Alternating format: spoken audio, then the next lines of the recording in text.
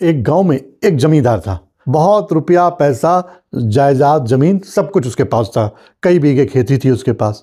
लेकिन उसकी एक समस्या ये थी कि उसको एक बीमारी थी और उस बीमारी का कोई डॉक्टर इलाज नहीं कर पाया। बहुत से नीम हकीम को दिखाया, इलाज नहीं, आराम नहीं मिला। जादू टोने वाले से जादू करवाया, आराम नहीं मिला। कुल मिलाकर वो उस बीमारी से बहुत ज़्यादा परेशान था। और बीमारी उसको ये थी कि जब वो मल त्याग करता था तो उसके साथ साथ उसका बहुत सारा खून बह जाता था और उसे बहुत ज़्यादा जलन होती थी। और इतनी जलन होती थी कि लगता है प्राण निकल जाएंगे। एक दिन उसे पता चला कि गाँव में एक साधु आए हैं। वो उनके पास गया, प्रणाम करके उनके पास बैठा और उससे बोला, साधु महात्मा जी, मेरे पास धन दौलत रुपया पैसा सब कुछ है, लेकिन एक ऐसी बीमारी है जिसकी वजह से मेरा उठना बैठना सब मुश्किल है। मैं बहुत परेशान रहता हूँ। और उनको अपनी बीमारी के बारे में बताया। तब महात्मा जी ने थोड़ी देर विचार किया और उसके बाद उससे बोले कि ये बताओ, क्या तुमने किसी का पैसा दबाया है, किसी की ज़मीन दबाई है, किसी के साथ पैसों का लेन देन का गमन करा है?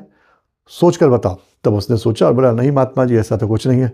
फिर महात्मा जी ने फिर कहा कि फिर सोचो, किसी रिश्तेदार का, मिलने वाले का? तब उसने धीरे से कहा, हाँ महात्मा जी, मैंने अपनी विधवा भाभी का पैसा दबाया है और उनकी ज़मीन भी अपने नाम लिखवा ली है, क्योंकि मुझे ये लगता था कि भाभी के कोई बच्चा तो है नहीं और भैया पहले ही मर चुके हैं और मरने के बाद ये भी अपनी ज़मीन जायदाद सब अपने मायके वालों को दे देगी, इसलिए मैंने ऐसा करने से रोकने के लिए उनका ऐसा कर दिया। तब उस साधु ने कहा, ऐसा करो, आज से हर महीने उनको 100 रुपये तुम भेजोगे। तब 100 रुपये बहुत बड़ी बात होती थी। उसके बाद वो जमींदार वहाँ से चला गया।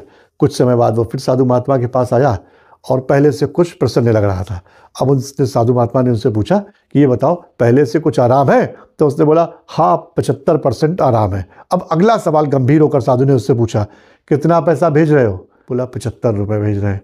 तब साधु ने उससे कहा कि 75 रुपये भेज रहे हो, इसीलिए तुम्हें 75% आराम मिला, पूरा आराम नहीं मिला। अब सुनो ध्यान से, भाभी का जितना भी पैसा तुमने दबाया है, जितनी भी जमीन दबाई है, सबका हिसाब बनाओ और एक एक पैसा उनका वापस करो। अपने गांव बुलाओ, उनके पैर छुओ, सबके सामने माफ़ी मांगो, सारा पैसा उनका वापस करो। अगर तुम्हें बिल्कुल आराम चाहिए तो। ने अपनी भाभी को गांव बुलाया और सबके सामने पैर छू के माफ़ी मांगी और सब कुछ उनका वो वापस कर दिया।